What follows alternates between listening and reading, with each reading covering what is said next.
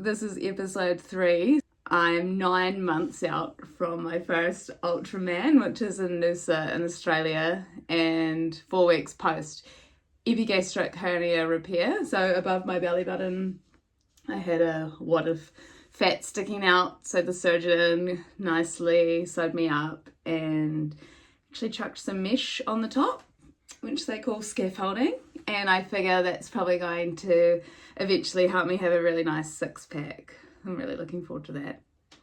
A segment I would like to introduce each week is going to be one thing I've cried about this week, what song I can't get out of my head, what I've enjoyed, and what has been super hard. This week I cried. It was happy crying. I didn't have any sad crying. I happy cried when Taylor Swift got engaged. I love her so much, and I'm a big fan of her music and a big fan of her as a person, as a human, as an amazing, fucking amazing Wonder Woman. I love her, and I'm just so happy that she's happy. The song I can't get out of my head is fucking Thunderstruck because of my cheerleading, which you'll see some montages throughout the YouTube series. What's been hard, being back at work full time. As you'll know, well, you'll be able to see quite clearly, I'm still learning about videoing and editing the videos, but I really not only hope to get fitter as these progress, I hope to get better at creating the videos. So there's 3 reasons why I've created this YouTube channel. Number 1, I'm a relatively normal person, maybe not like mentally, but physically I'm pretty normal. Just a general 35-year-old. I am a cool mom. Don't ask my kids. They all say I'm a bitch. But yeah, I got 2 kids, they're 7 and 9. I've got a full-time job. I have pets. I'd like to prove that you can have that and also be an endurance athlete. I think so far I've proven, yeah, you can run a marathon, you can do a 70.3, you can do an Ironman, but why not an Ultraman? The second thing is when I die, I want this played at my funeral, but I also want to be cremated. So I don't want to have my body in part of the funeral. I'll be burned and probably in hell from the reels that I like on Instagram. And number 3, what is number 3? Number 3 was, so when I'm old or if I get like permanently injured, I can look back and think, fuck yeah, I did that. I got to do that. I was able to push myself to train and complete an Ultraman. It's a fucking long way, but it's definitely possible. It's definitely doable. And I'm actually really looking forward to the training. Chapter 3, my history in endurance sports. So at high school and uni, I was a fucking mad cunt. Like, I would drink a lot of alcohol. And I played rugby. So I had a great group of friends and we played rugby on Saturdays. Usually got pissed on Friday nights, at less probably, but definitely real fucked up on Saturday nights. Hungover Sundays, training during the week. Probably was drinking 7 days of the week back at uni. And then I went overseas, kept playing rugby, and then I came back to New Zealand. Met my current husband Ari, and then got knocked up. Then I started running because I was a real fat bitch. Like, I should have been on The Biggest Loser kind of fat. And I was running to try and drop some weight.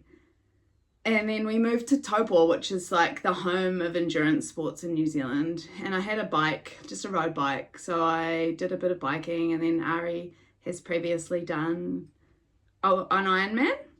So he said, you could do a half Ironman. And I said, you know what? Yeah, I could do a half Ironman. So I signed up, and that was in December of that year, so 2016. And then I did it, and I probably did it in 7 hours or something. And I thought, well, if I can do a 70.3, how hard is it to do double that in the same day? So for the March, I signed up to the Ironman, and I think I did it in about 15.5 hours, self-coached. Was on Max's first birthday. So he turned 1 on the day I did my first Ironman. We decided to have our second child, Tilly, and she was born in 2018, so about a year later in the January. And then I thought, well, we had an out loud discussion, maybe just to myself, if I have another child, I'm going to gift myself another Ironman entry. And Ari didn't disagree, I don't think, maybe he did. I signed up, and then I did my second Ironman in 2019. So Tilly had just turned 1, Max was almost 3. So I did my second Ironman, and I had a coach that year, so I was a little bit faster. I want to say about 12.5 hours for my second one. And I wasn't having another kid, so I thought maybe my Ironman journey's done. I'm not having another baby, so I can't get that entry to Ironman. But then Ari mistakenly bought, it was all on purpose, it was a car he wanted. He bought this old car, and I said, if you get the car, I get to do another Ironman. And he really wanted the car, so he said, yeah, fuck, YOLO, do the Ironman then if you want. It was the COVID year, so March 2020 is Ironman in Taiwan, and the start of March got postponed to the end of March due to COVID. I bought Ironman, qualified for Kona, amazing, only because there was heaps of roll down slots, but I think, yeah, I got 3rd or 4th in my age group. Took the slot, went to Kona, it was amazing, and then I said, fuck Ironman, fuck triathlon, I am finished. I'm retiring. I'd qualified for the 70.3 World Championships, was in Taupo, so I had to keep training, keep swimming. I fucking hate swimming. Keep swimming, and I completed the 2024 70.3 World Champs. That was in Taupo. It was my home race. It was fucking great. I thought, you know what, I'm going to do one more triathlon this summer. It was the January Mount Festival. There's one in Tauranga, 70.3 distance. So I did that, finished that, was great, had an amazing day, hung up my togs, said that's it, fuck swimming, I am done. 2025. So I thought, fuck, you know what? Life's too short. I'm going to enter Ultraman.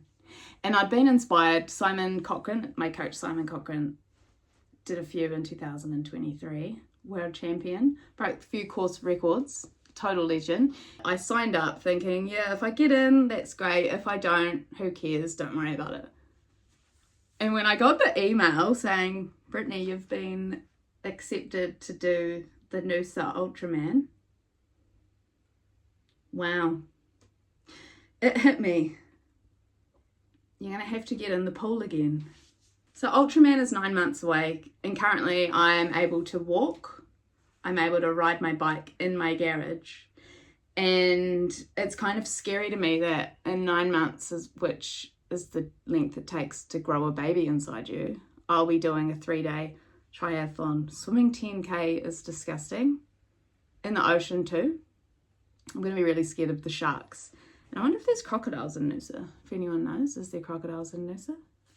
What I'm looking forward to about the next 9 months is getting to a place of fitness where I can go out and do anything I want. I want to run a marathon for training. I'll just do it. I'll be able to do it. I want to do a 7K swim set in the pool. I'll be able to do it. And that is exciting to me. And what I'm less looking forward to,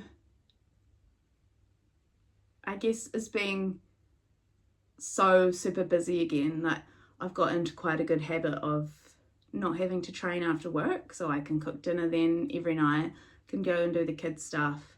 Ari's able to do his after work jiu-jitsu that he likes doing, but when I'm back into the 15 plus hours a week, it will mean my weekdays are like more stressful than what they are now.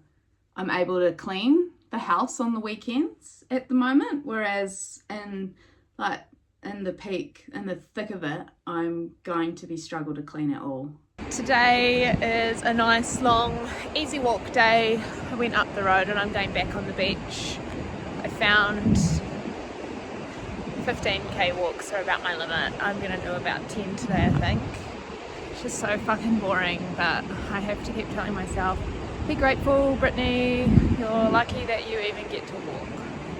And that kind of works. I feel like I'm going to have to take that mindset into my Ultraman training when I have 7 to 10k swim sets I have to get through, and I'm not going to want to do them. There's no way in hell.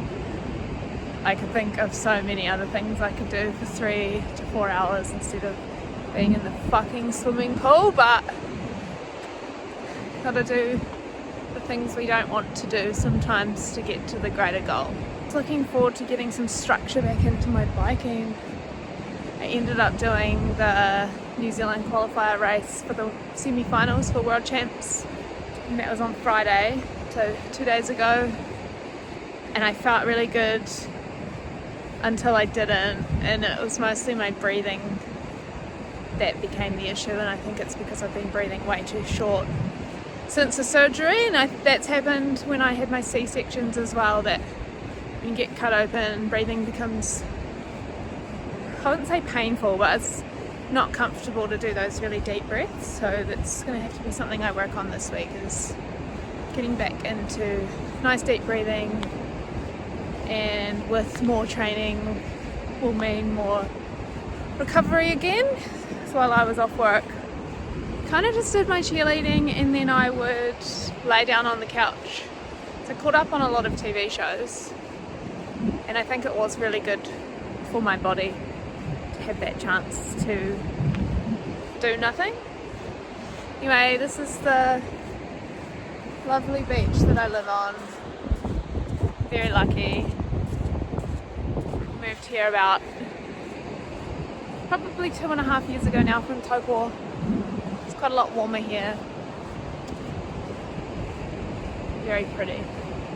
Very lucky to be able to walk on this glorious beach.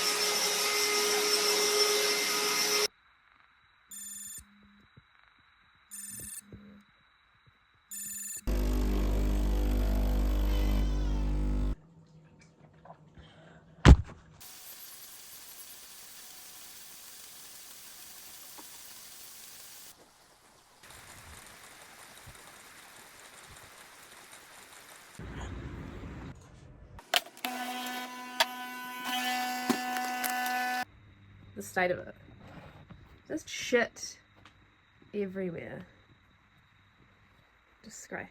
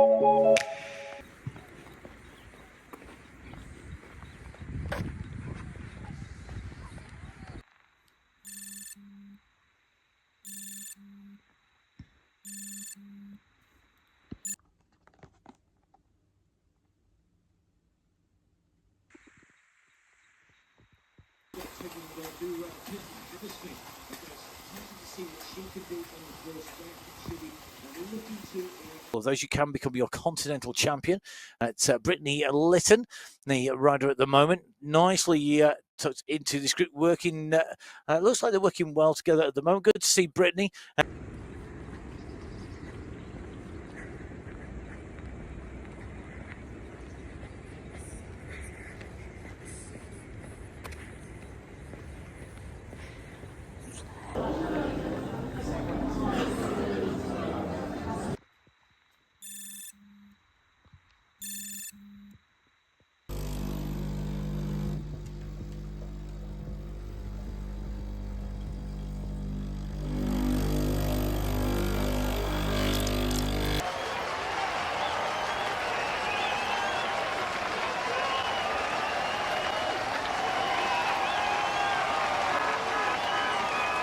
Thanks for making it to the end. I hope you enjoyed this episode despite me still figuring out the whole YouTube thing. At least I've realised that you have to film in landscape. But being honest, I've had a pretty mild cold this week and it definitely shows in my metrics. And today I woke up a little bit worse with a training readiness score of 5 and my body battery sitting at 32. I would really love to hear your feedback in the comments about what you thought of today's episode, what you would like to see more of, and don't worry, I hope next week will be a little bit more exciting. Seriously, thank you for watching. I probably owe you some sort of reward as it's pretty painful to get through, but don't forget to like, share and subscribe, and I'll see you next time. Bye!